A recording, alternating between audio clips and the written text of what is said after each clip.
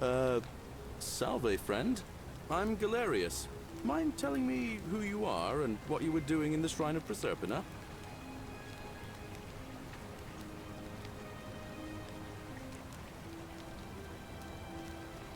Oh, sounds serious. I'm listening.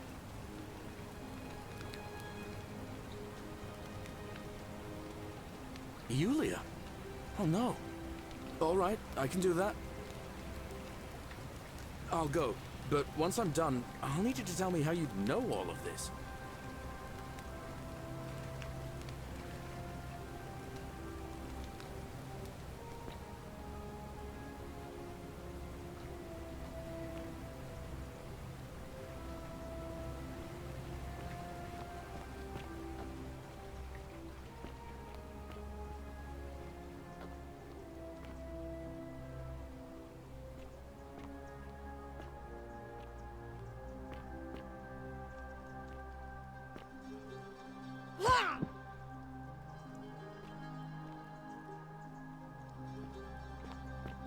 Ixion turns.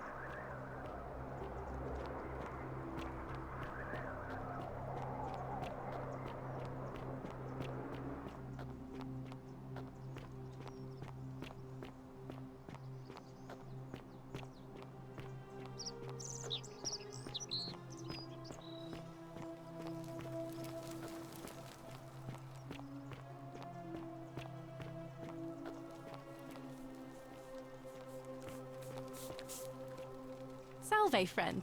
I'm Octavia. Welcome to life under the Golden Rule. It's a ghastly thing, is it not? How are you faring so far? Ah, another stoic, perhaps. We all need something to help us through times like these. We've all been where you are now. I remember when I first arrived. I used to lay awake at night contemplating the big questions. Why am I here? Is there a way out? What is the Golden Rule, and who or what is responsible for it? I still don't have any of the answers, I'm afraid. I don't think anybody does. But I'm happy to share with you what I've learned. Here, in this place, the magistrate has me earning my keep by cleaning and pruning the gardens. It's not quite how I expected my life to go. I used to live in a lovely villa on the banks of the Tiber. I was even betrothed to a handsome young man from a prominent family. But long hours of menial labor for the good of the community has its own charms too, I suppose.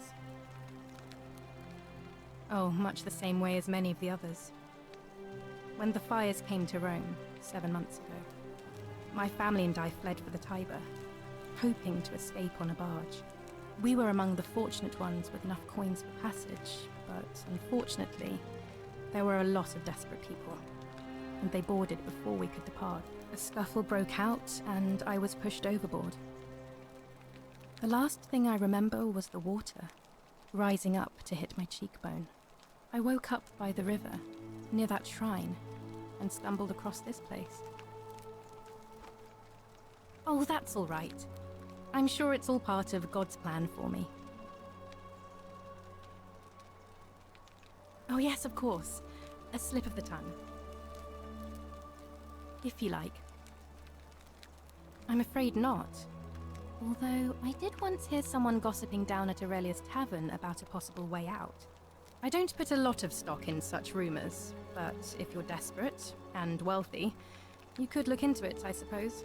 If that doesn't work, then I suppose we're all stuck here until the gods decide our fate. I hope it works out. The many shall suffer for the sins of the one. I think about those words a lot. I'd like to think that if we all love our neighbours as ourselves, and do to them as we'd have them do to us, then we'll all be fine. But on the other hand, I was always taught the intent of man's heart is evil from his youth, and that all of us are born with a tendency towards sin. And that's where I get stuck. Is it true? Are we born with a tendency towards sin?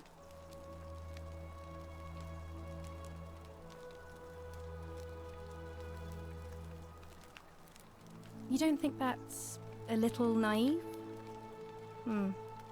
I suppose you've never seen what I've seen.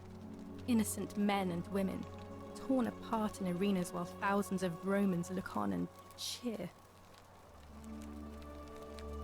If that's true, then sooner or later, things are going to end badly for all of us down here. Unless, of course, there's some kind of divine intervention. I wish I shared your faith. Please keep that to yourself. I know you're not from around here, but things are very difficult for us right now. There was a terrible fire in Rome last year, and our emperor decided to make us his scapegoats. There were executions. It was horrible. Oh, thank you. You have no idea how much I appreciate that.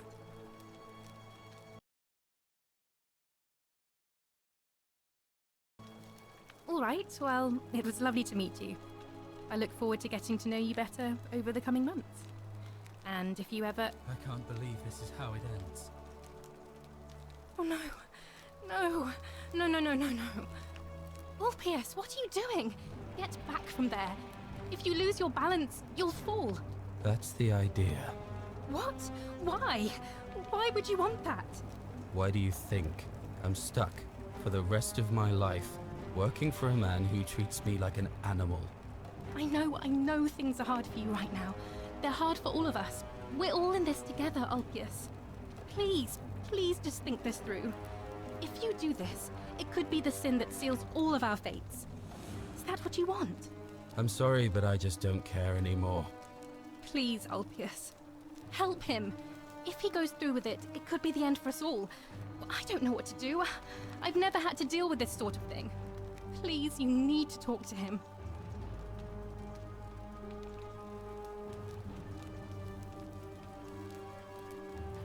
Thank you. And please, choose your words carefully. You know about that? How is that possible? I mean, I've never mentioned it to anyone. Well, if you say so. You don't understand. I don't want to hurt anyone. I just want it all to be over. It's too late for that. Yulia and I made a pact, and she's already swallowed hemlock this morning. If I backed out now, I'd be betraying her. I can't do that. Oh, really? That changes things a little. But we're still in debt bondage to that monster. Unless you happen to have 2,000 denarii to pay off both of our debts.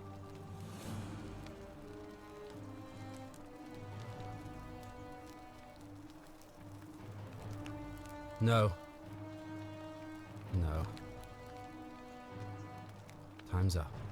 I am out. Wherever you are, Scintilla, my love.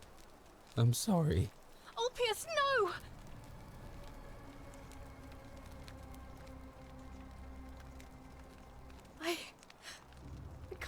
he went through with it. Oh Lord. That poor lamb.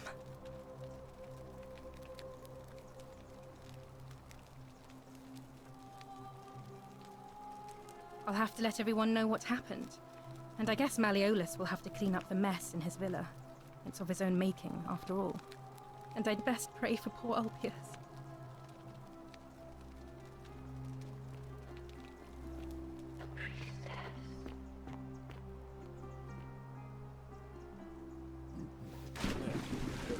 Thank you.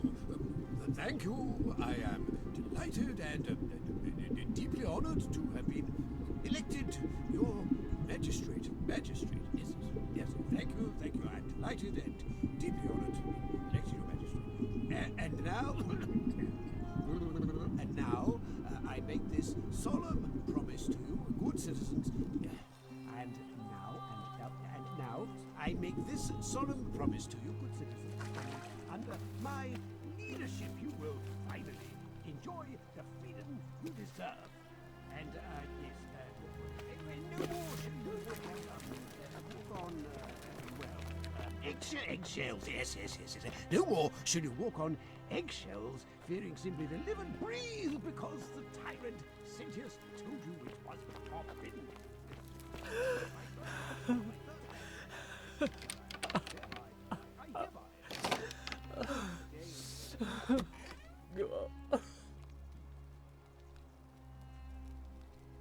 You're not supposed to be in here. Talk. What business could you possibly have with me? My marital affairs are no concern of yours. Thank you very much. I think a better question is, why am I being interrogated by a stranger who just barged into my villa? I have quite enough marriage trouble already, without having to explain to my husband why I'm receiving strange women in private. Preferably the way you came in, by which I mean, please leave. I think it's about to be broken if you don't hurry up and leave. Finally! This is outrageous.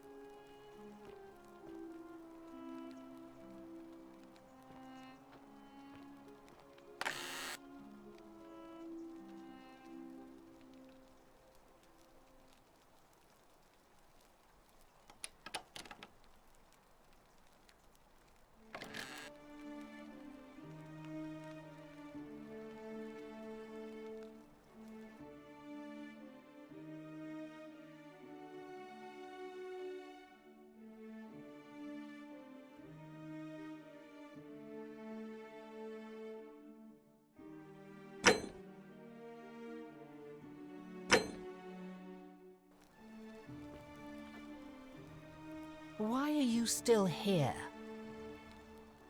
My marital affairs are no concern of yours. Finally!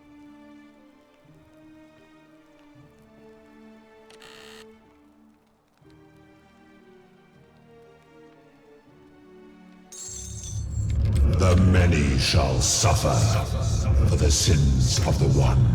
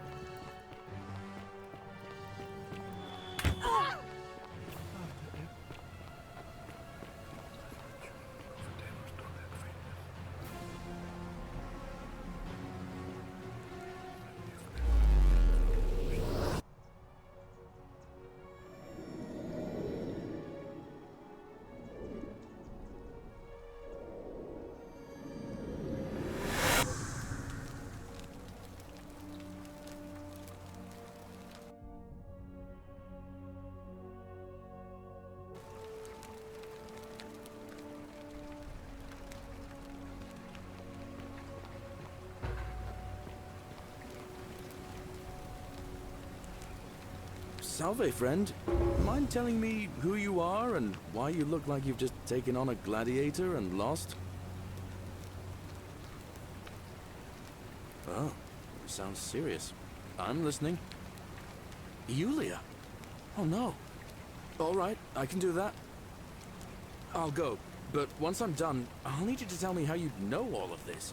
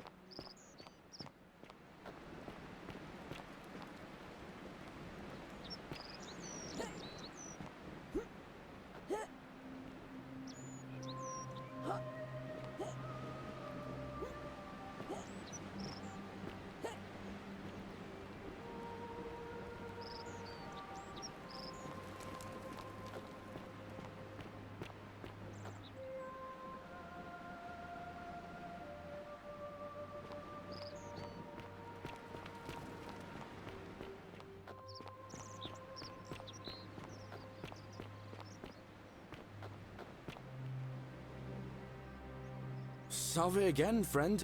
I went and did as you asked, and it worked. How is it possible that you've just arrived here and you already know everyone and exactly what's about to happen to them? Oh, come on. I just did as you asked. The least you can do is level with me. I'll keep it between us. I promise. You're toying with me, right? Wait. You're not kidding, are you? That's the only way you could have known. You're a bit like... Oh, what was his name? Sisyphus. Yeah, that's the one. Old King Sisyphus. Sisyphus was a Greek king a long time ago. For daring to think he could outsmart the gods, he was given a terrible punishment. He was forced to push a great boulder up to the top of a hill. Only, just as it reached the top, it would roll all the way back down to the bottom, forcing him to start over and over and over again for all eternity. Just like you. Actually, now that I think about it, there are a bunch of old stories about the gods punishing people by making them do the same futile task over and over. Tantalus was made to grasp at fruit on a tree he could never quite reach. The Bellides had to keep fetching water in a sieve. Oh, and Ixion was strapped to a wheel going round and round forever. But on the bright side, at least you're not stuck in the underworld like they all were. Anyway, I don't know which god you managed to upset to get yourself into this position, friend, but you seem all right to me. So, I'll tell you what. I'll keep doing whatever I can to help you. And you just focus on finding a way to break the cycle you're in. Anytime, friend. Now, I'm going to keep your secret. Although, it's not as if I'll remember this next time we talk anyway, right? Oh, and if our conversations ever start to annoy you, just tell me you're busy. I know when I'm not wanted. May fortune smile on you, friend.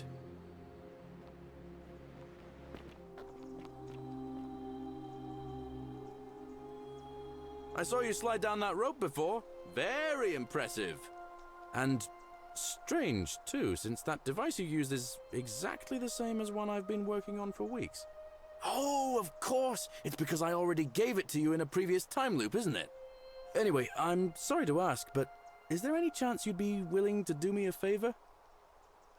Well, I've been trying to get this rare flower from the rock spire in the middle of the lake. It's too steep to climb, so I hung a rope over the lake and made this pulley device, only I couldn't quite summon the nerve to use it. Do you think you could use the device again and try to get that flower for me? I don't really feel comfortable talking about it. Look, I'll tell you everything if you get it for me, all right? Oh, thank you. It would help me a lot. There's no rush, just whenever you get a chance. Well, it's a long one and kind of sad, but I don't mind telling it. I'm a farmer. Always have been. I grew up in a small village in Britannia, Camulodunum, with my parents and 2 little sisters. Lovely part of the world. One day, when I was about 20, my father and I were in the top paddock, loading our cart, when some Roman legionaries came along, demanding produce for their men. My father told me to run into the house for his axe, and so I did. I sprinted so fast I almost threw up, but by the time I got back, he was bleeding out on the ground, and our cart was empty. That was my first encounter with the legions. My mother died of a broken heart soon after, and things went downhill from there. I took over the farmstead, but I was young, and it was a struggle. More raiding started before too long. We'd come outside in the morning to find animals missing, our stores pillaged. These legion thugs just took whatever they wanted. One night, when my sisters and I had nothing left to steal, there was a knock at the door. I knew who they were, and what they wanted. I got my father's old axe, pulled the door open real quick, and before that soldier knew it, split his face right down the middle. But there were more of them. I never saw how many, because the next thing I knew, I was waking up with a mouth full of dirt and lungs full of smoke. My home was reduced to ash. My sisters, dead. And they left me alive to see what they'd done. It still burns whenever I think about it. Yeah, well, I wasn't the only one this happened to. It wasn't long before Boudica led thousands of Britons in a rebellion against the Romans. Unfortunately, there were just too many of them. And those of us who survived, they enslaved. So, then I found myself being transported all the way to Rome to be sold to the highest bidder. I spent a few years working for my new master, learning the Romans' ways, Romanized my name and everything. Tried to escape a couple of times, but they always found me, and I'd just end up right back where I was. I'd probably still be there too, if it wasn't for the stampedes breaking out. You see, about 7 months ago, an enormous fire broke out in Rome. Everybody was running down toward the river, screaming and shouting. I'd never seen anything like it. Human beings acting like cattle. I got swept up with them somehow, and the rest is a blur. The next thing I knew, some stranger was dragging me out of a river. Stumbled across this place, and I started my life over again. That's what I thought too, for a while. But it seems the gods aren't done tormenting me yet. See, I finally had my own farm again, safe from the grasping hands of the Romans. Or so I thought. Until Sentius the Decurion demanded I hand over all my produce. It's for the good of us all, he says. Only he takes the best bits for himself, of course. He even told me if I refuse his demands, I'll break the golden rule. I'm not sure I believe him, but then, what if he's right? So, it turns out our dear old magistrate is no better than the Legion thugs who took everything from me. I'm right back where I began. But don't you worry, Nemesis is waiting, and he'll get his, one day. He'll get his. Forget I said that last part, will you? I get carried away sometimes. Thanks, friend. I knew I liked you. Anyway, that's enough of me rambling. Was there something else you wanted to talk about? Well, as much as I'd love to get out of here, the harvest's always more fruitful in another man's field, isn't it? But Scintilla, Sentius's daughter, went missing a few weeks back. Could be she found a way out. If anyone knows for sure, it'll be her sister, Sentia, but she'd never tell the likes of me. Oh, I don't give it much thought these days. I mean, everybody here's got their own view about what we need to do to survive. But I say, let's spend less time arguing about what it means to be good and just get on with it, you know? I can't see how I could vote for either candidate. I don't like Sentius much, but Malleolus is almost as bad. Even I could do a better job. Me, a farmer. And I've never given a speech or put on a toga in my life. All right, friend. Hope you find a way to break that cycle you're in.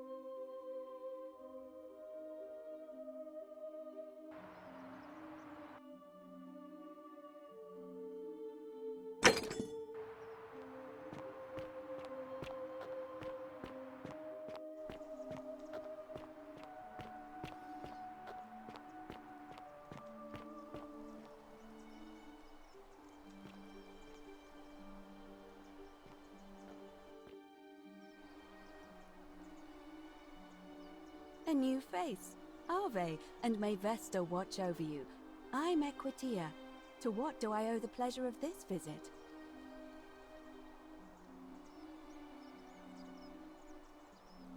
I don't, I'm afraid. It seems to me we're exiled here until the gods judge us, one way or another. I'm quite sure it's the work of the gods, which is strange because they've never been particularly concerned with our misdeeds, as long as we've kept the peace of the gods. We ask for blessings, for good health, bountiful harvest, military victory, and in return, we offer praise, wine, incense, or animals. But here, it seems they require much more of us. I find myself reminded of an especially pertinent tale from our great poet Ovid in his epic Metamorphoses. Would you like to hear it? It is rather long. Wonderful. It goes like this. Baucis and Philemon were an old married couple living a humble life in a small town. One night, the town gets a visit from a couple of vagrants. They go from door to door, asking for a place to stay the night. Of course, being vagrants, they're turned away sharply from house after house, 1,000 in all, until finally they come to the little cottage where Baucis and Philemon lived. Now the kind old couple had very little to offer, but nevertheless, they invite these strangers into their house and offer them food, wine, and a place to stay. Immediately the guests make themselves at home. They begin gulping down the old couple's wine, so much so that Baucis, the old lady, begins to worry they're going to run out. And then she notices something strange. Her wine pitcher keeps refilling itself, as if by magic. Realizing only a select few possess such powers, says to her husband, Philemon, "I think these men are gods in disguise." Immediately the couple begins apologizing for offering such coarse wine, and the vagrants metamorphosize and reveal themselves to be Jupiter, the king of the gods, and Mercury, the trickster god. They confide they didn't mind the meager offerings. They were just pleased that someone in the town offered them hospitality. Then Jupiter says to them, "You have passed our test, but everyone else in this city failed, so we are going to destroy this place and everyone in it, except you, who we will grant a wish." So old Baucis and Philemon escape up into the mountains safely, and they receive their wish, which is for eternity together.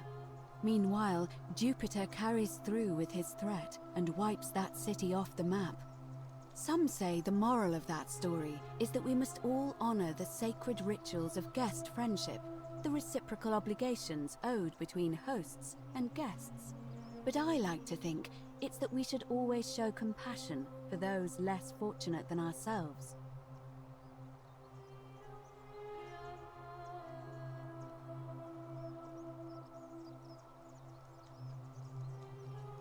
I'm pleased to hear it.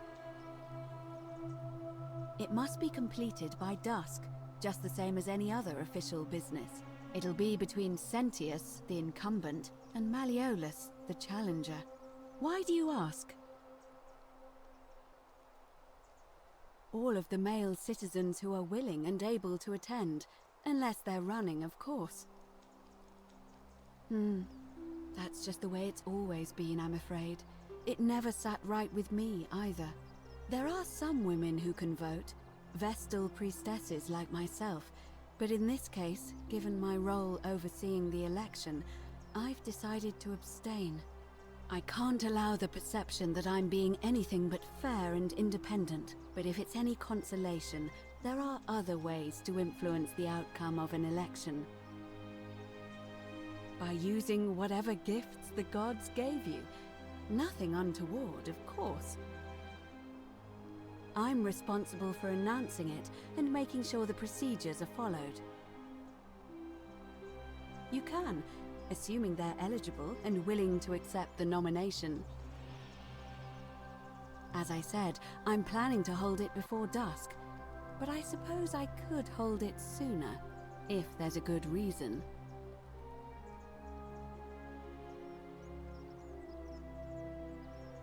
As you wish. Certainly. Interesting. I'm not sure why you're telling me, but you've come to the right person. Did you find a pattern then? What have you noticed? Yes, I understand many of our friends were carried here by a river current. What else? There are definitely some common threads there. But I think we'll need at least a few to ensure we're not just seeing coincidences. Keep asking people how they wound up here. I don't want us to rush to any conclusions yet. Livia's fate weighs heavily on my mind, and dictates we should be sure. Yes, you should ask the others first. Come back to me once you've acquainted yourself with the rest of our neighbors.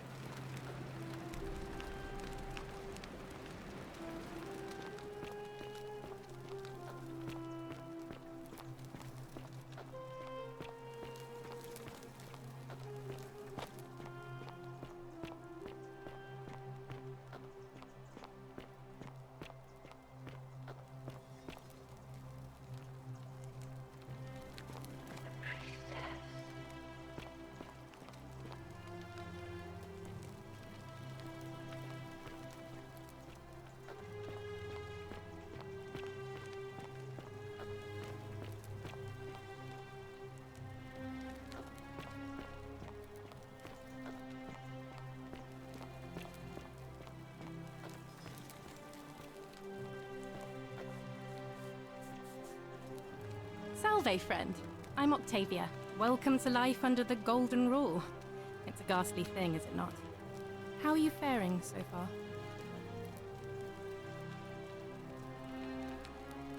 That's good, in a sense. If you're not on edge, you've not been paying attention. But on the bright side, once you've been here a few months, well, it's slightly less terrifying anyway. We've all been where you are now. I remember when I first arrived. I used to lay awake at night contemplating the big questions. I still don't... All right, well, it was lovely to meet you. I look forward to getting to know you better over the coming months. And if you ever... I can't believe this is how it ends. Oh no. No. No, no, no, no, no. Ulpius, what are you doing? Get back from there. If you lose your balance, you'll fall. That's the... What? Why do you... I know. Please. I'm sorry, but I... Please, I'll help him.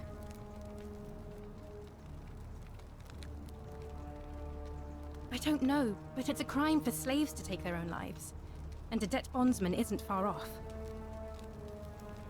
Your life's in danger just as much as mine.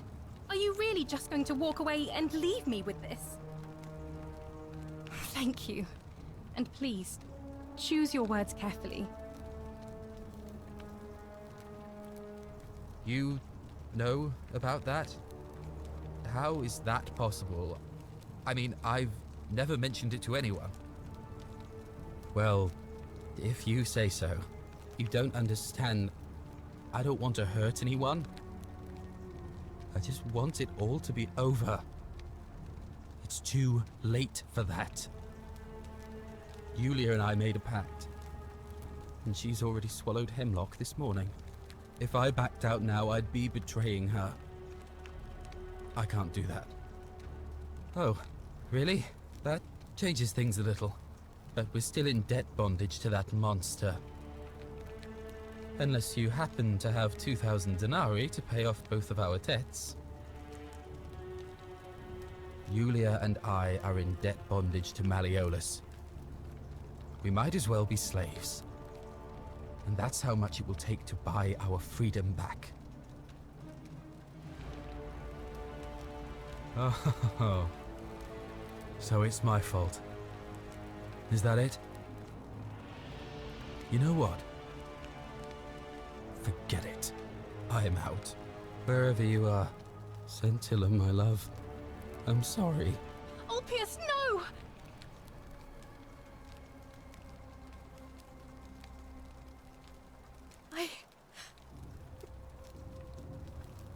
I'll have to let...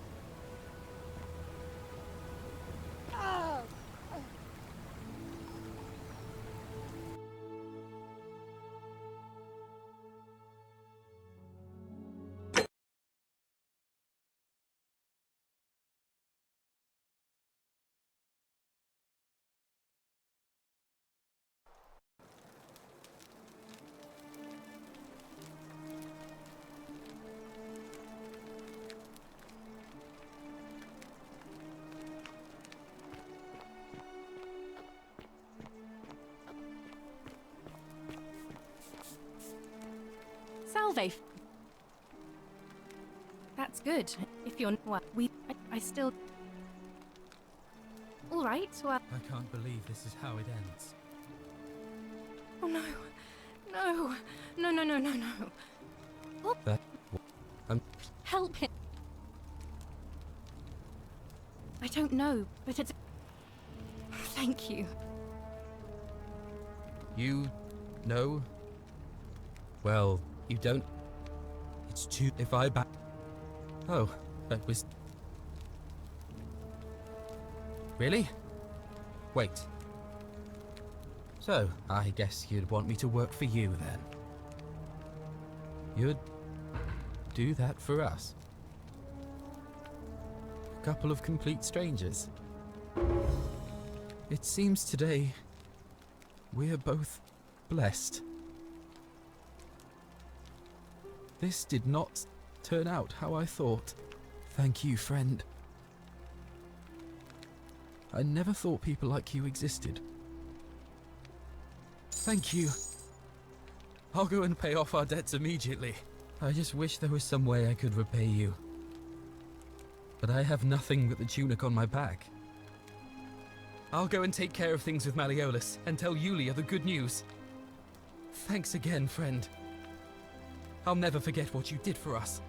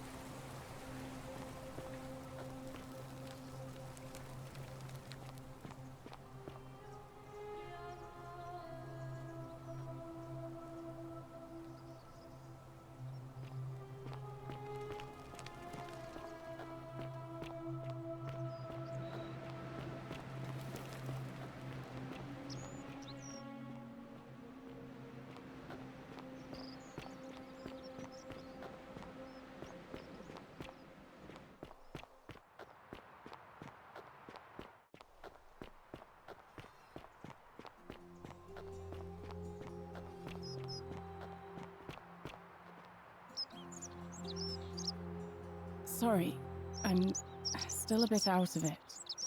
Galerius just saved my life. Was there something you wanted? Lucretia says I'm supposed to rest. You mean my life story? Oh, well, I grew up as part of a big family in Rome. Me and our father, it was a good we must, but they my I remember.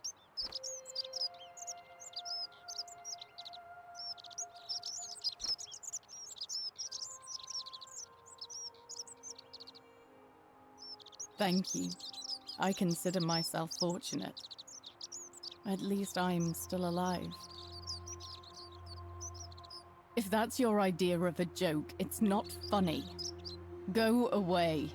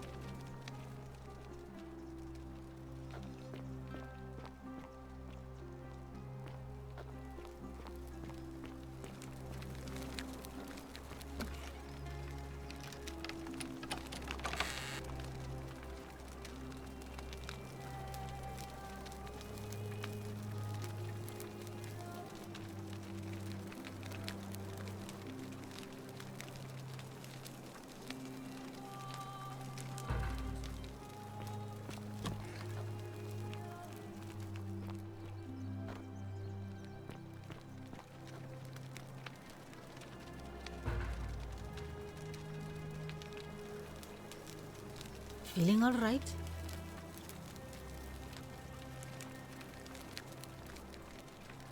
You made it into the palace. I'm impressed. How is Nevia? Oh, I see. Well, what's the treatment? Willowback. I should have known. It was under my nose the whole time. That's very helpful. Thank you. If this works, it should settle Rufius down some. I have some right here. Could you do me a favor and give him some of this? He'll just need to swallow a pinch of it. I'm hoping it will avert disaster.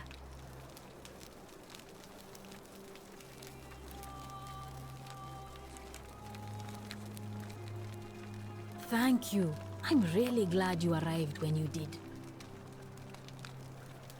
That's a shame. Thanks again for saving Yulia's life. Apollo smiles upon you.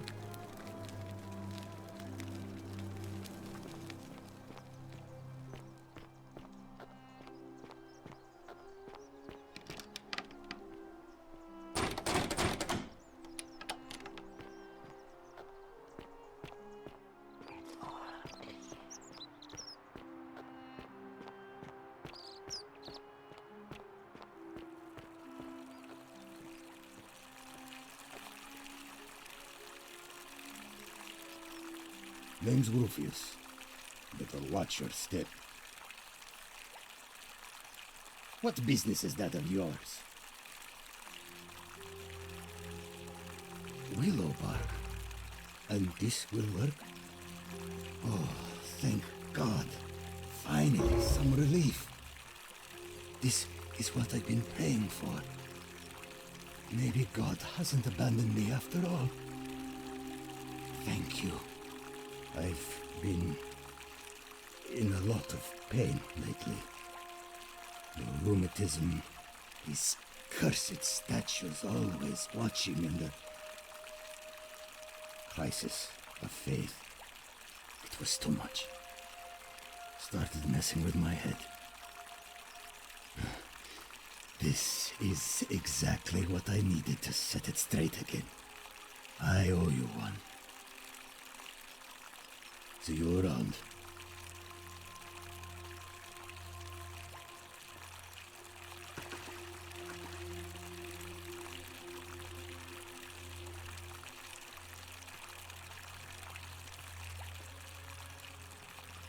citizen.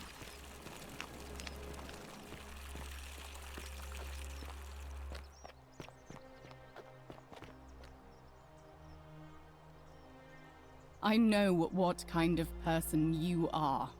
Leave me alone.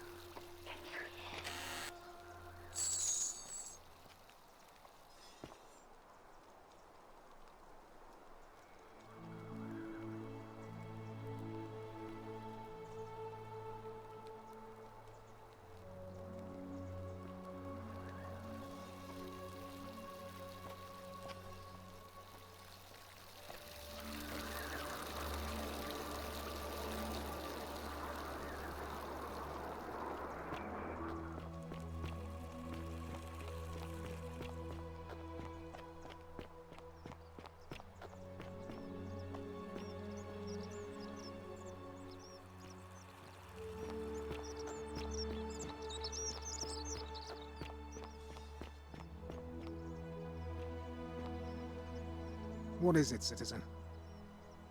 I'm a legionary of the 1st Italica, but there's not a lot of fighting down here.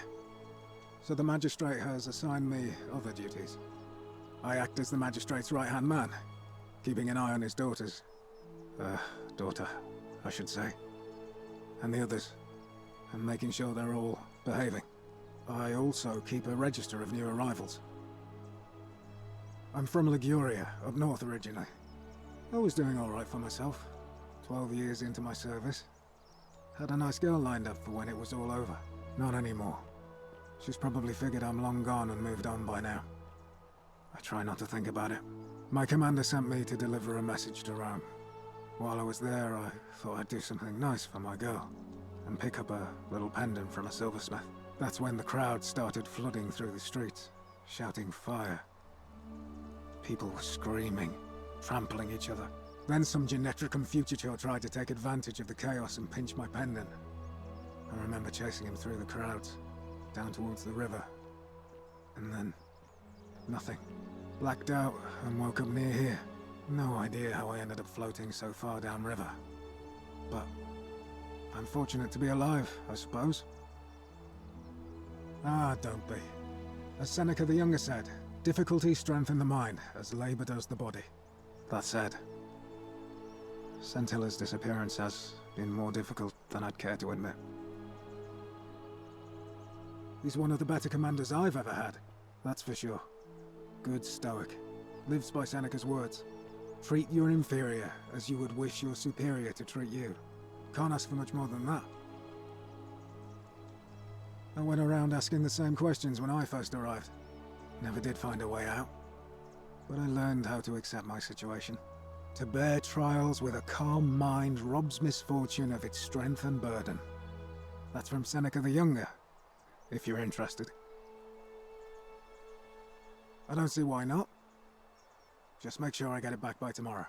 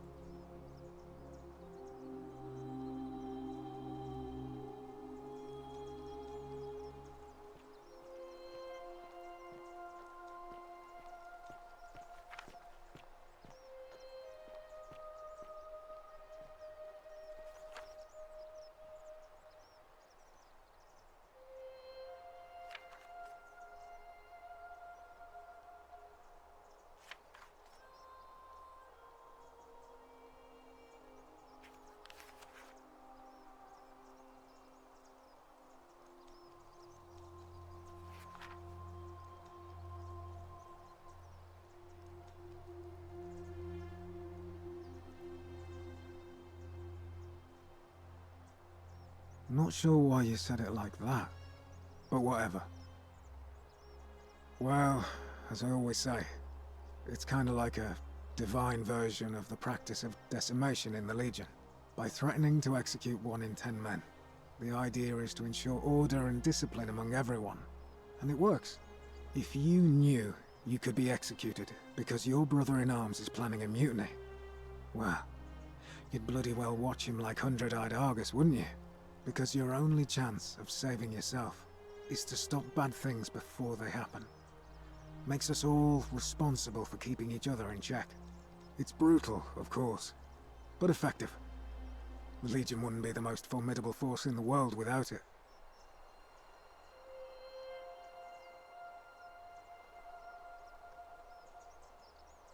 What's done is done. I was forced to execute my brothers-in-arms, and those memories will always visit me in my sleep. But life is harsh, and I've come to accept my lot. As with the Golden Rule, I don't have any control over it, so railing against it would be like trying to stop the seasons or the tides.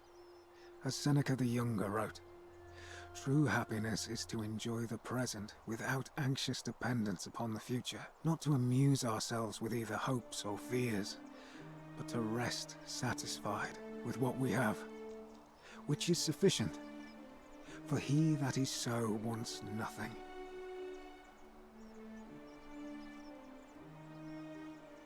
If you like.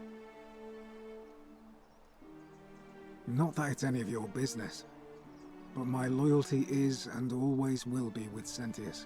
Unfortunately, I don't think my vote is going to make any difference today. See, Domitius has been going around town, shoring up votes for Malleolus with lies, bribery and intimidation. The man's a savage, but he's a gladiator, so people fear and respect him more than they should. Sentius knows about it, of course, but he doesn't have the same rat cunning as Malleolus. This place will be different with that sleaze at the helm. But I try not to worry about things I can't change. I appreciate the thought, but you're new here, and I just can't see how you could make an impact in the time between now and the election this afternoon. In any case, if you're interested in the election, go and have a chat with Equitia, the Vestal Priestess. She'll be overseeing proceedings. What business is that of yours? A lot of people have been looking for her, but it's been 3 weeks, and we've found nothing. What makes you think you can do better?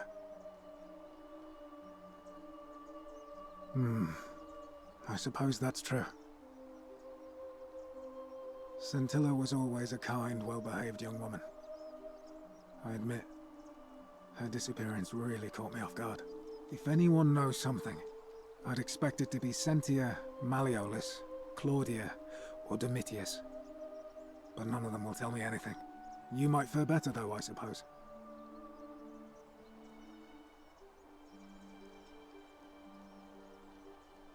If you're accusing me of a crime, you'd better have something to back it up. Worth a try, I suppose. Fine. All right.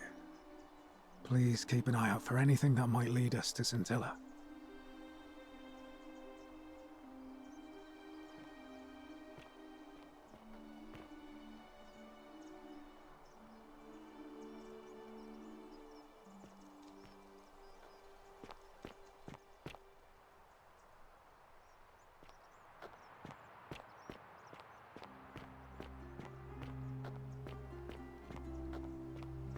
Fresh meat, huh?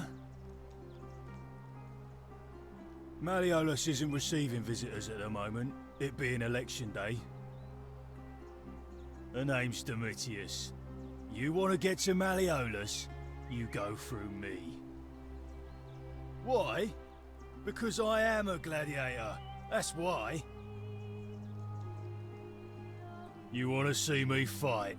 Keep running your mouth, fatuous cunners.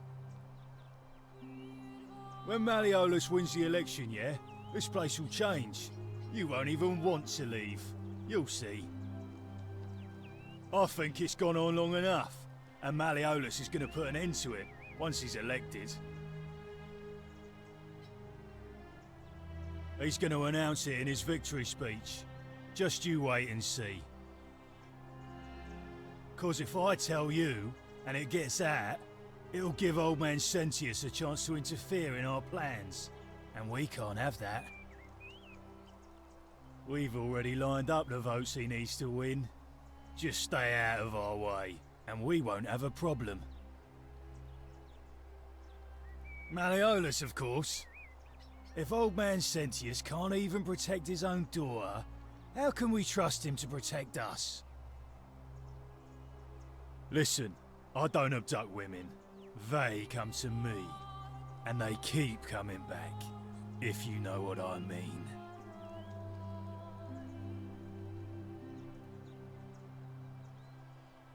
Whatever. Just remember, I'll be watching. Couldn't stay away, huh, lovely? Whatever. Just remember, I'll be watching. Couldn't stay... Listen, I don't abduct... You don't know Sturkus. Whatever. Just remember, I'll be watching.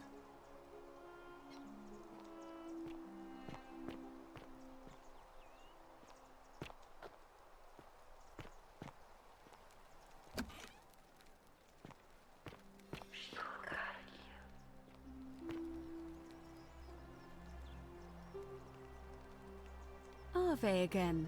Did you find what you need? And did you notice anything? A pattern? Yes, I suppose that could be something. But then most of us do tend to carry coins on our person, don't we? What else? That's true. I know I wasn't entirely sure how I wound up here. It's as I feared. I think I understand what poor Livia has been going through. Let me ask you this. Did you happen to encounter a stranger in the forest before you arrived here? And did you happen to catch her name? I see. And was this Karen by any chance wearing a hood? Because I've seen her before. There's something I think you should see. I think you'd better follow me to the baths. What? How could you know that? And why are you talking to me instead of doing something about it? Please, go and stop him, and come back to me once we're no longer in danger.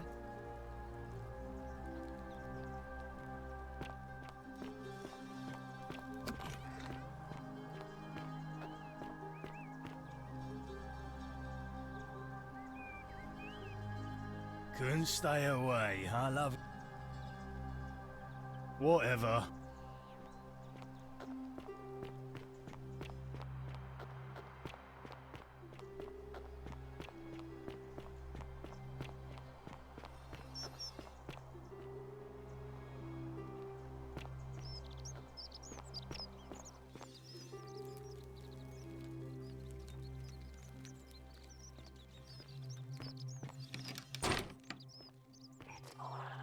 Hey, Vergil, how much would you want to make me a bow? For the last time, Dacius, I'm not making you a bow. But why? You know why. But how am I going to defend myself against someone else with a weapon? There are no other weapons in the city. We all went along with the magistrate's weapons ban, so it wouldn't be an issue. That's why I've got to get in first before someone else beats me to it.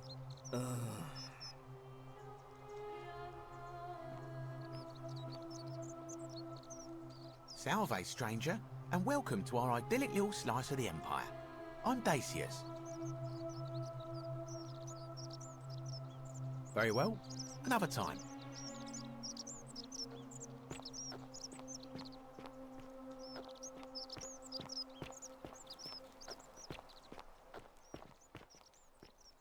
Make sure you stay away from that empty shrine.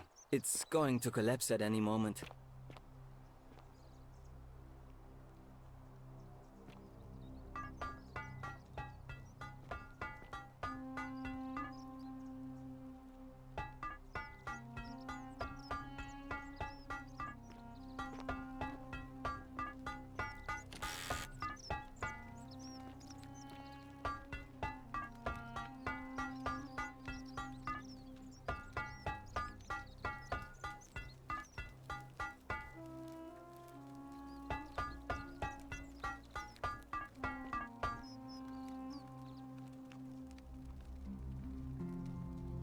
Ah, a new face.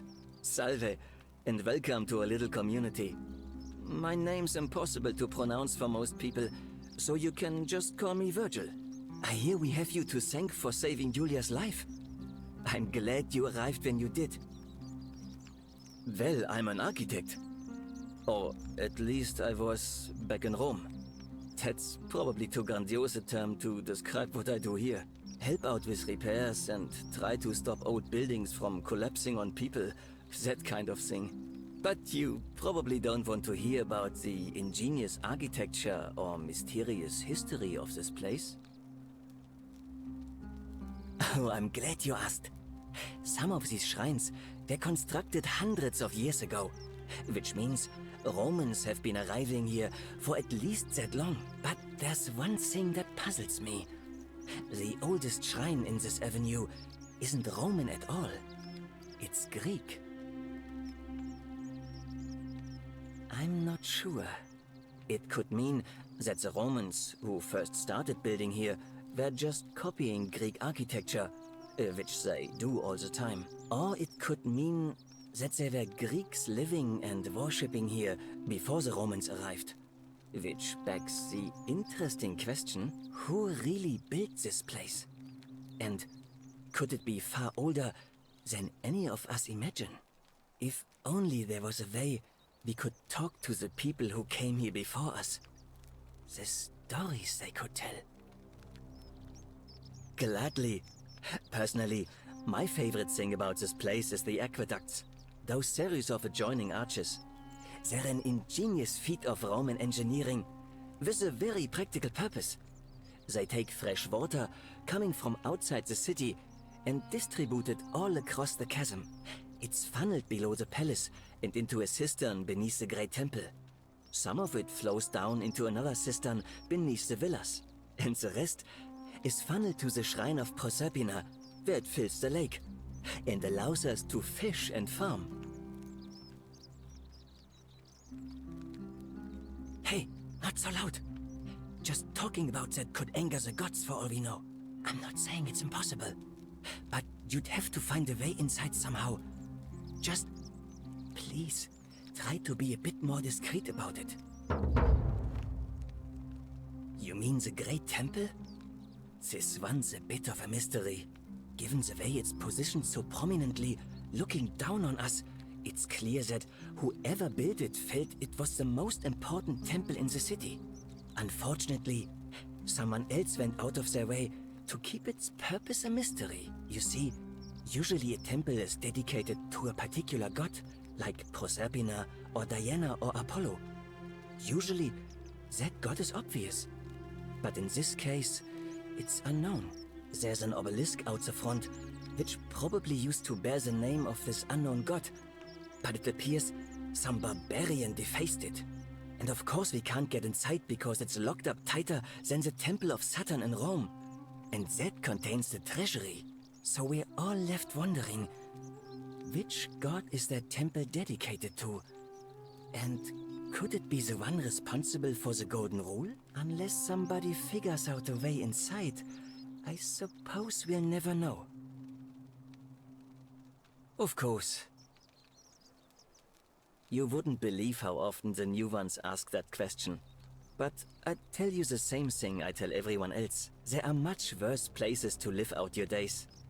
You might have a few sleepless nights thinking about the Golden Rule, but once you get used to the fear, knowing that a single slip-up could cost you everything, it's not too bad.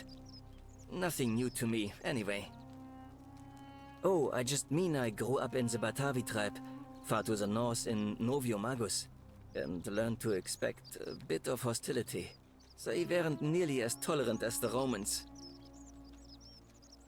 Some people say it's divine, the work of a god, but I'm not so sure. It just seems so flawed to me. Like it's distinctly human. I mean, once you've been here long enough, you'll notice people doing things that just seem so wrong to you. But this so-called god doesn't seem to care, which means one of two things. Either you don't know the difference between right and wrong, or this unknown god doesn't. And I'm pretty sure I know the difference. Do you? Good. Then I hope you'll agree that there are only two ways of dealing with unfair rulers. The first is to leave. The second is to remove the ruler from power. And it seems leaving may not be an option. Good question. It's best if I say no more, but I hope you'll give it some thought. Look, I haven't done anything wrong, if that's what you're thinking. Somebody just has a problem with my preference for male company. Hey, nothing gets by you, huh? Sorry, that was mean. Yes, I like men. And when you grow up in the north, as I did, in the city of Noviomagus, you expect a bit of hostility. The Batavi are not known for their tolerance. I saw enough friends killed or driven away to know the cost of not keeping your personal affairs to yourself. So I hid who I was for, what was it, nearly 10 years? Watching what I said and where I looked. But that kind of fear eats away at you slowly, until living isn't any better than the thing you were afraid of. Needless to say, since I'm now living underground, halfway across the known world, with an assumed name, my openness didn't go down well among the enlightened folk of the Batavi. Nice of you to say, but not necessary. In any case, the Romans are far more accepting, and among them, I get to be who I am. Or at least, I thought that was the case. It seems I was wrong. It's not just graffiti. I have quite a collection of handwritten notes too. The strange thing is, I keep my personal affairs to myself. I've never really been interested in any of the men here. Not my type. So I'm not sure what I could have done to upset this person. If I had to guess, I'd say it's probably one of those cultists. Strange bunch. They insist there's only one god, and that he considers my nature a sin. Can you believe that? If there are any of them here, they won't admit it. Not since they supposedly burnt down half of Rome last year and went into hiding. All I know is, if these threats keep escalating, eventually my secret admirer is going to cross a line and break the golden rule. What? Really? I didn't expect that. But thanks. It's always a pleasure to meet someone so selfless. I'm glad you arrived when you did. I'd start by figuring out who the cultists are. Or maybe ask around among the merchants here. Someone who lives or works in the forum must have seen something. But if you find them, please don't hurt or humiliate them. I suspect they're just confused. Well, Malleolus is talking about loosening some of the restrictions in this place. And while it's all a bit vague, at least he has a vision. My vote isn't for sale, if that's what you're asking. Nice to talk to you. This area is private. Please leave.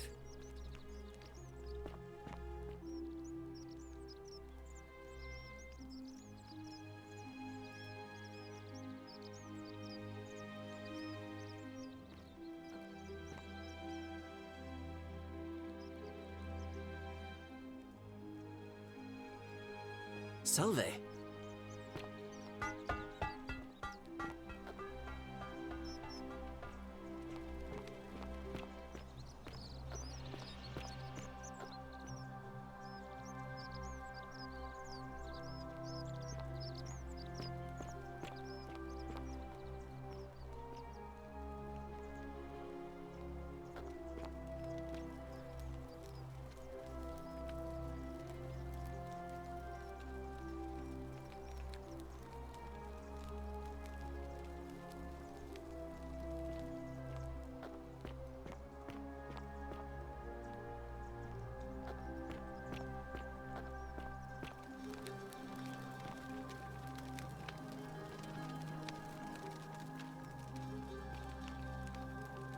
Isn't Hello? the great temple majestic?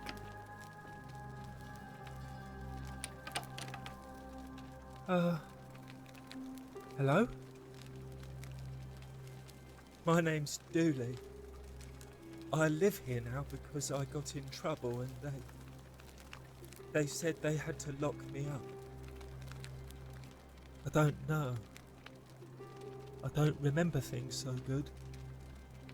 I think it's just because I was looking for treasure. Salve. Yes, but I wasn't. I was just looking.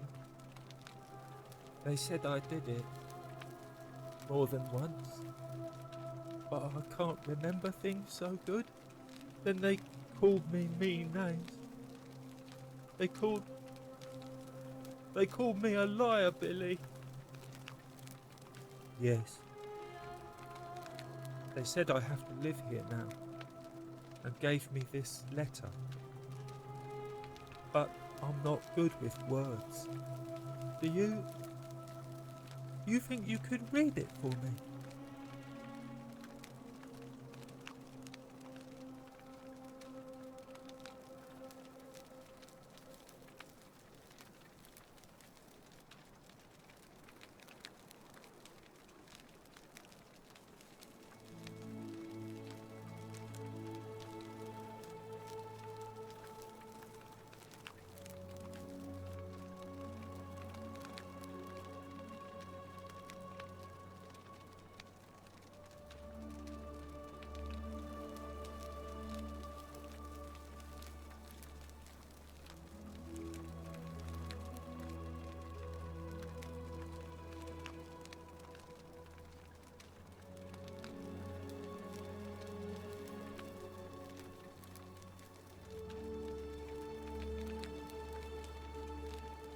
What does it say?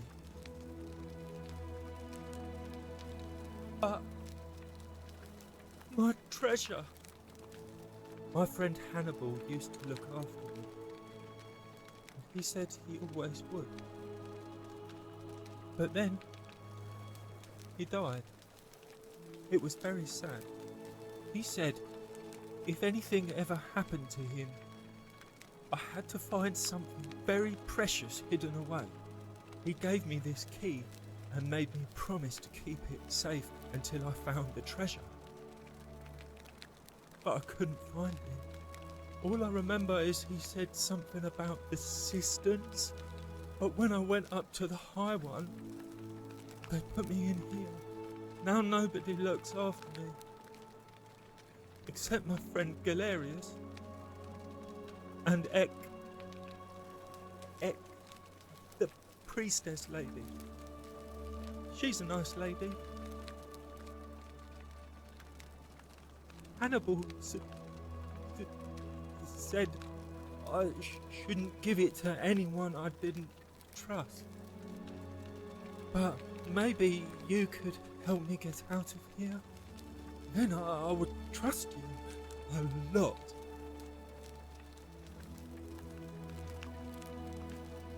Galerius already tried that. He said the magistrate wouldn't listen, no matter what.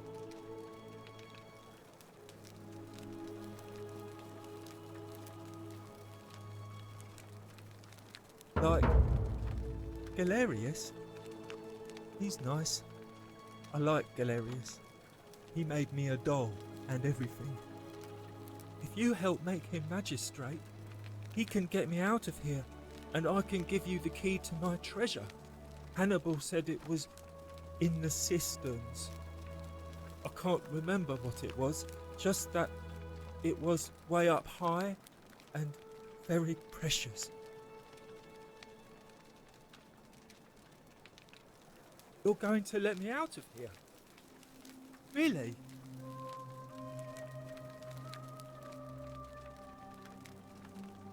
Galerius already tried that. He said the magistrate. What about the rules? I don't want everyone to get in trouble because I was bad. Like, if you Hannibal's, you're going to let me out of here? Oh. Please. I hate it here. It makes me very sad.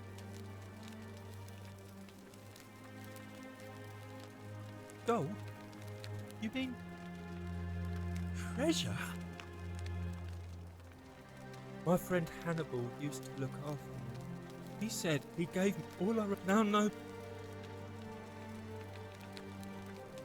Bye-bye.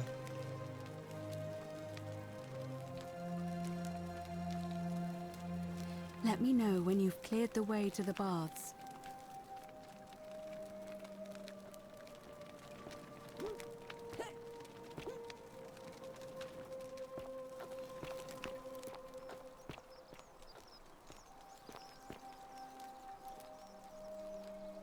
Help!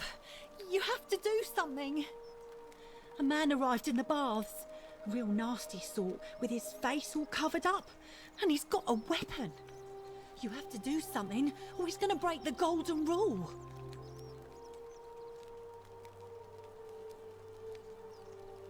Are you serious? This is an emergency. Are you going to help or not?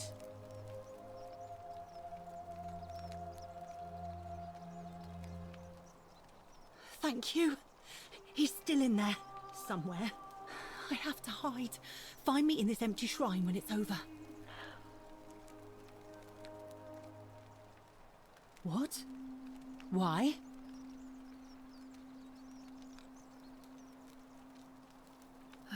All right, fine. Come and find me in my bakery instead. Please be careful.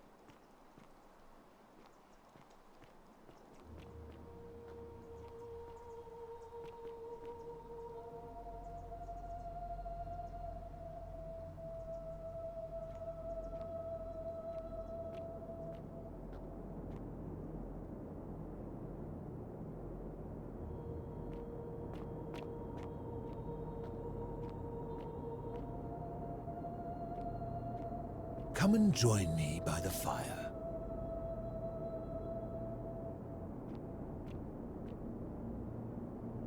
Welcome, welcome. May I ask your name? It's a sincere pleasure to meet you. Tell me, what brings you all the way down here? Then perhaps the fates brought you here to learn the secrets of this place. I will tell you everything I know, but first, a request. I have been living down here alone for many years, with nobody to talk to but myself. The one thing I long for above all else before I die is a good philosophical argument with somebody astute. I'm hoping that person is you. Let us find out with this simple question. Have you deduced the name of the god responsible for the Golden Rule? You have much to learn. It's best if you figure it out on your own. Come back once you've made progress. Then you should speak with your contemporaries in the city above. Ask them about their stories and see if you detect a pattern of some sort. It is best if you come to this realization for yourself. You would never believe me if I told you.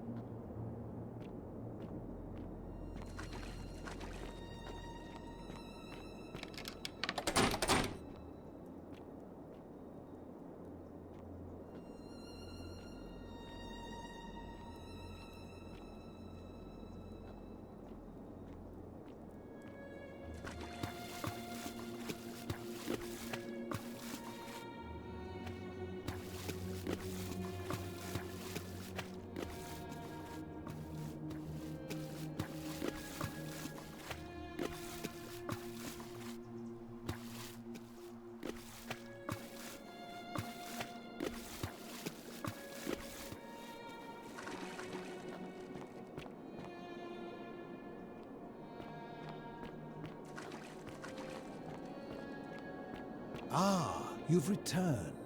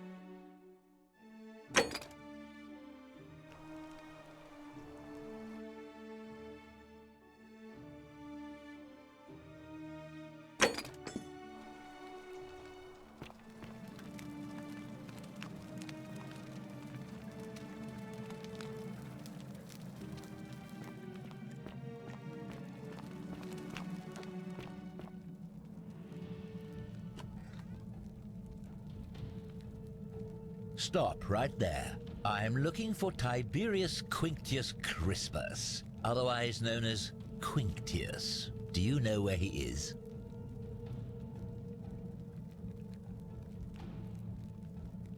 Thank you. For your service to the Empire, I'll let you live for now, but you'd best make sure our paths don't cross again.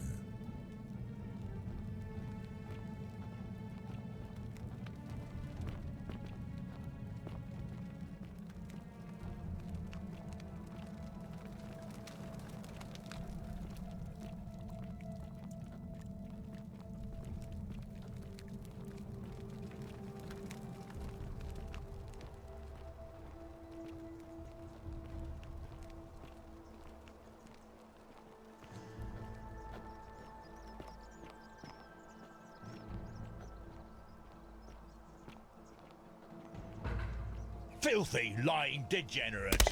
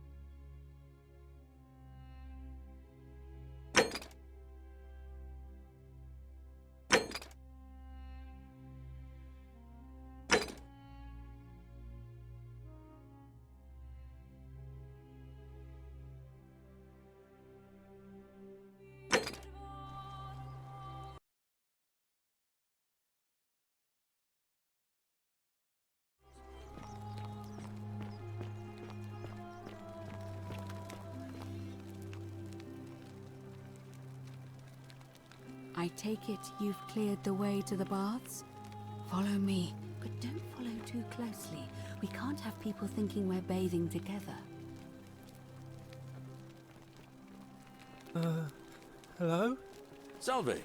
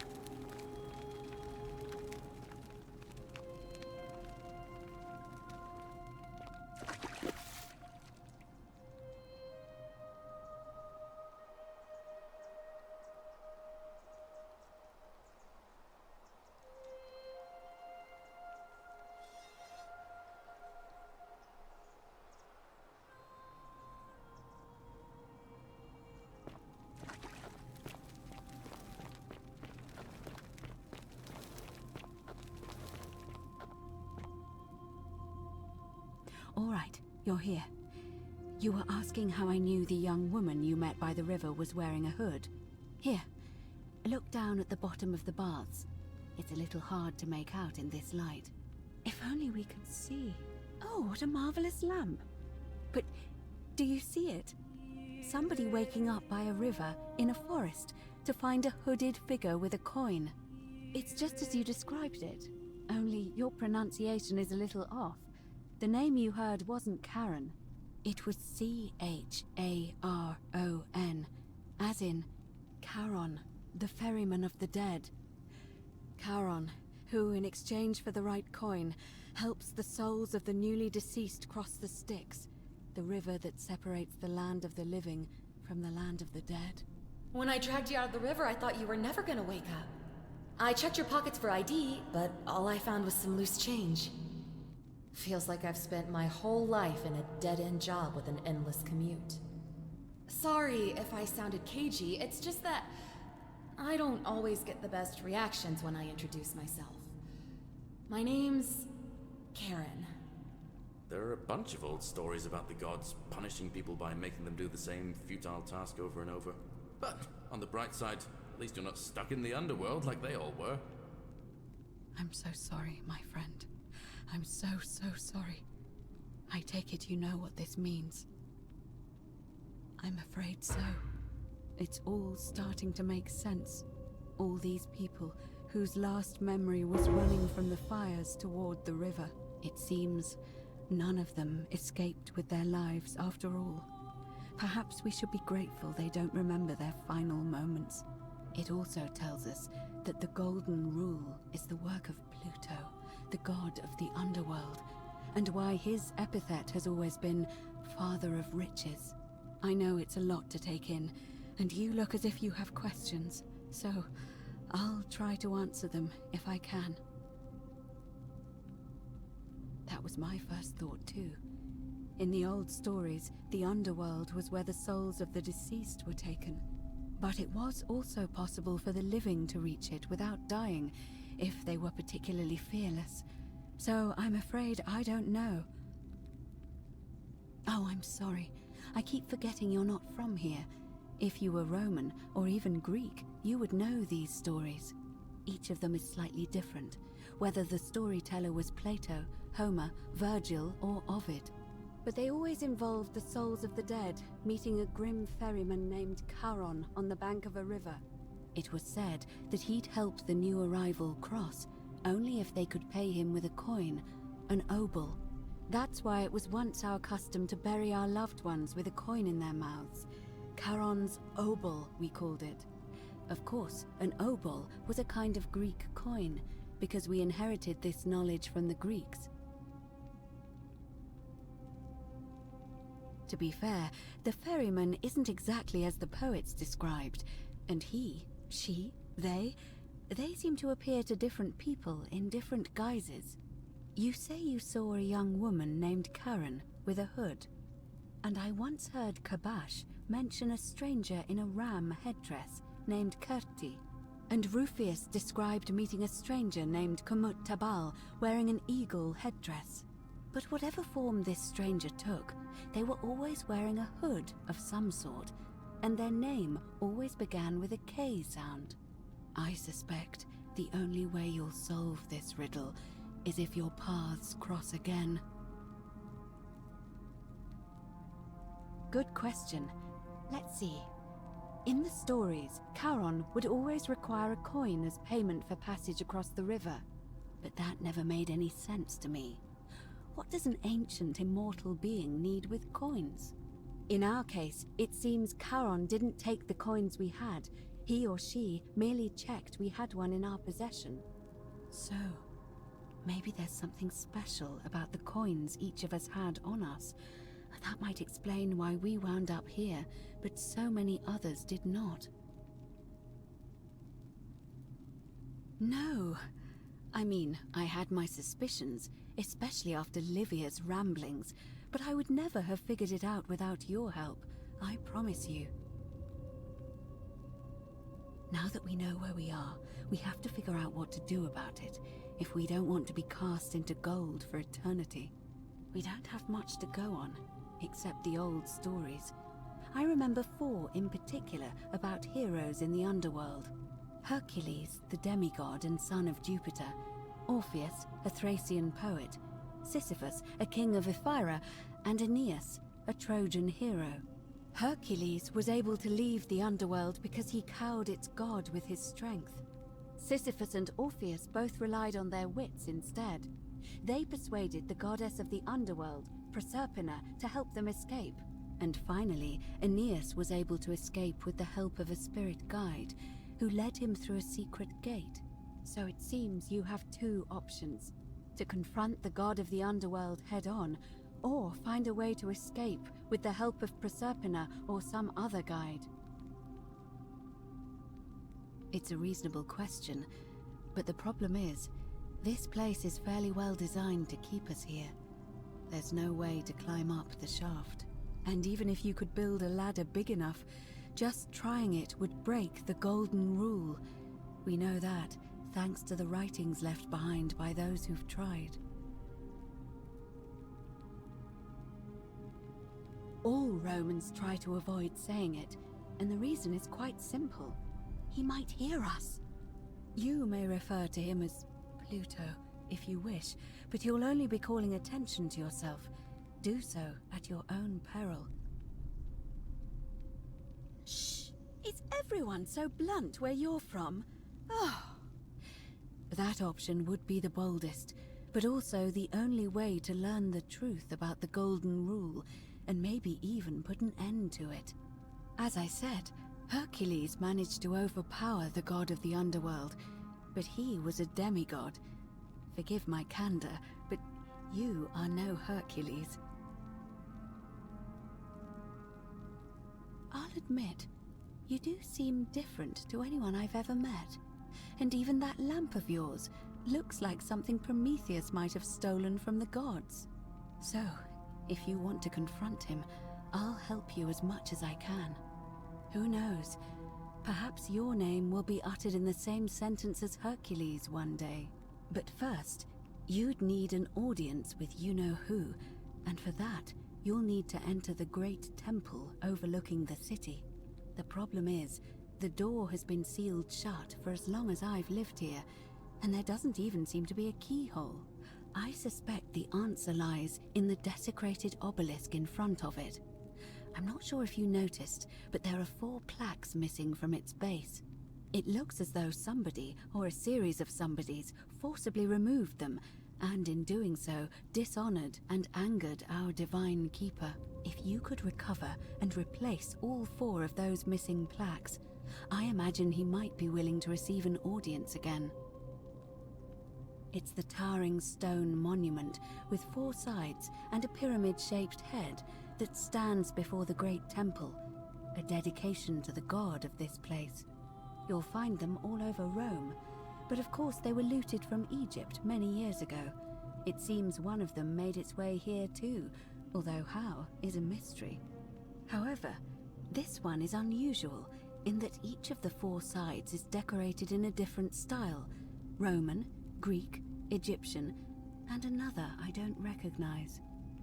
That means you'll need to recover 4 different plaques: Roman, Greek, Egyptian, and a 4th, a mystery plaque. Good question. To answer that, we first need to ask who would have defaced the obelisk in the first place. It would have had the god's name engraved into it, so it may be that whoever desecrated it wanted that name to be forgotten. And there's only one group of people I know of who might want to do that. There's a cult in Rome that often argued there is only one true god. Theirs, of course. They've been known to start fires, as well as deface religious monuments whose existence challenged their beliefs. If I were you, I'd go looking for them. Of course, they've all been in hiding since the fire last year, so finding them won't be easy. But I did hear a rumor they have a secret shrine somewhere in the city. Perhaps, if you could find that, you might be able to recover the Roman plaque. I don't know. But perhaps you should begin your search with the local Greek fellow, Gorgias. His store is in the forum. Perhaps Kabash, our Egyptian resident, will be able to tell us. Unfortunately, he disappeared weeks ago. But I did hear Aurelia is peddling rumors about him at the tavern, so perhaps you could talk to her, or just take a look in his room. I'm afraid you're on your own with that one, but perhaps finding the other 3 will illuminate the way.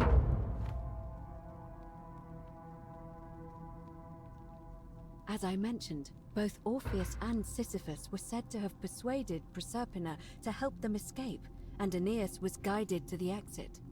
The problem is, those are the stories of a poet, a self-aggrandizing king, and a brawler about their own heroic deeds, so they should be taken with a grain of salt.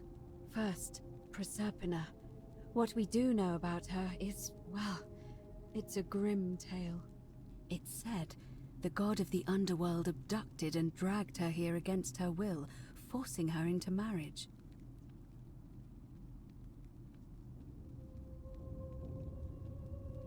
If If the stories are true, then I suppose so. The problem is, how do we communicate with her without being noticed by her captor? Leaving that aside for a moment, there is also the possibility of a spirit guide. I don't suppose you've come across one of those in your travels? Truly? And you're only bringing this up now? Then again, I suppose you were worried I'd think you were as mad as Navia. Can you tell me more? Is it the same voice? What kinds of thing does it say? Fascinating. Perhaps she is a benevolent spirit. Or perhaps... Perhaps you're hearing the voice of Proserpina herself. If she has indeed been abducted, it would make sense for her to speak in cryptic whispers to avoid detection. Tell me, has she told you anything that might lead you to the way out? Oh, I see. Well, let me know if you hear anything that might be a thread through this labyrinth. All right. I would suggest not discussing this with anyone. The best we can do for them is to let them remain oblivious for as long as possible. As for Livia, it seems she's been shouldering the weight of this terrible secret all this time. Perhaps it would comfort her to know she's not alone.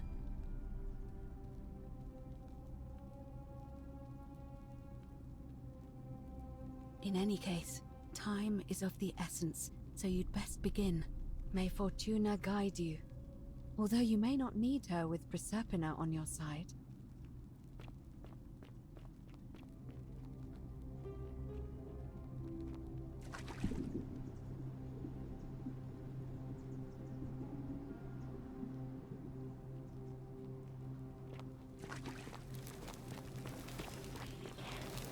Isn't the great temple majestic?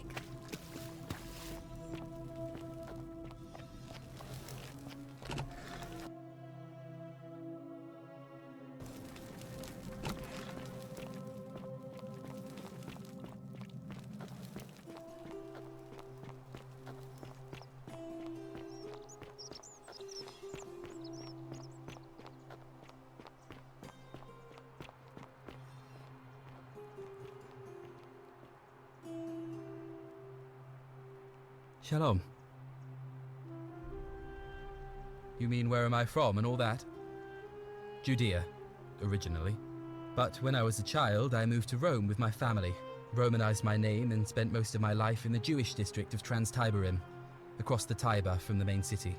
That's where I was when the fires broke out. Everyone was running toward the river and I, listening to my inner contrarian, ran the other way. Every road leading out of Rome was in chaos, full of people with all their belongings in carts and brigands preying on them.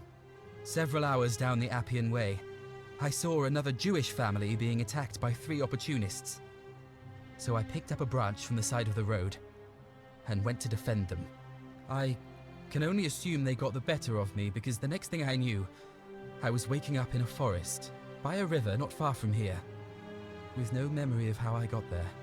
It's strange though, because I still had my purse on me. Why would a robber knock me unconscious and throw me in a river, but not take my coins? A lot of good it did me, and that family. I sometimes wonder what happened to them.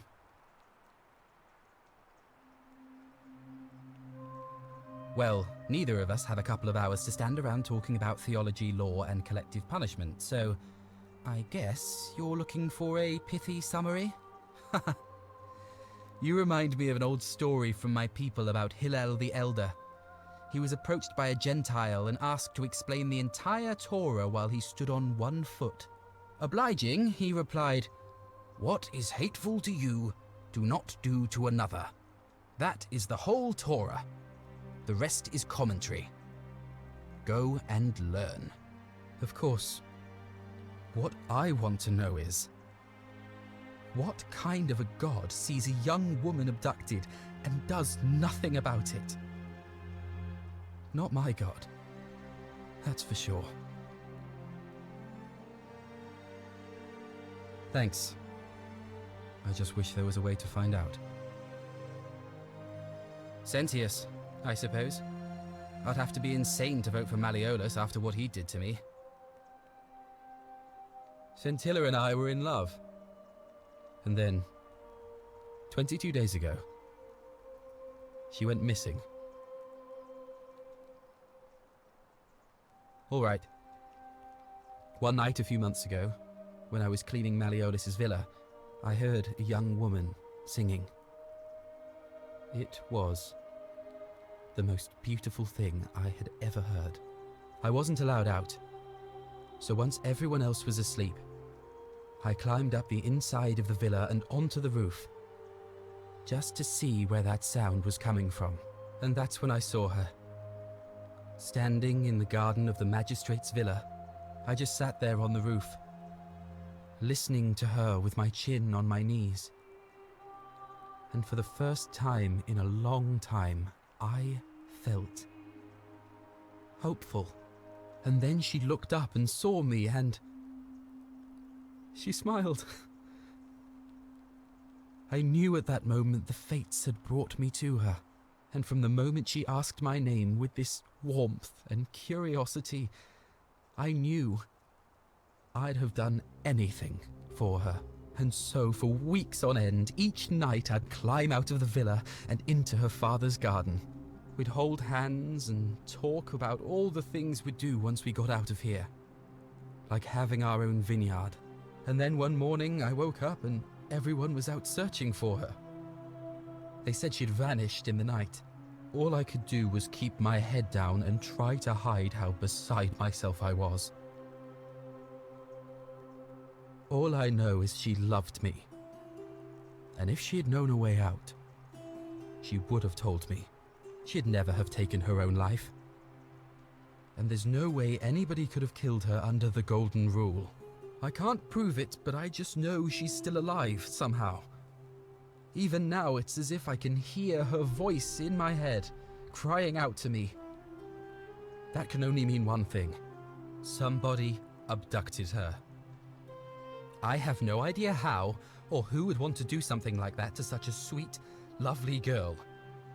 But what else could have happened?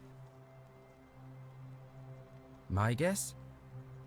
Malleolus had something to do with it. He is without doubt the most evil man I have ever known. I have no idea where he'd be keeping her, but there is one room in his villa, upstairs, which is always locked. I've never seen the inside of it, and I haven't been able to steal a key without breaking the Golden Rule. But I have a feeling that if you could get in there somehow, it would shed light on a great many things. Really? I was sure he was hiding something in there. I feel like I've looked everywhere. At least everywhere I could get to. There are still two places I've never been able to reach. First, the palace. If Navia managed to get in, then I suppose Scintilla could have too.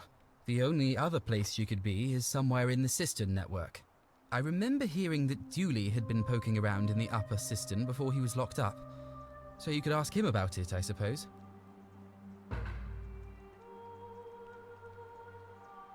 I feel like I've looked everywhere. At least everywhere I could get to. There are still two places I've never been able to reach. First, the only I remember. I don't. But even if I did, I'm not going anywhere. I have unfinished business. All right, friend. Thanks for the chat.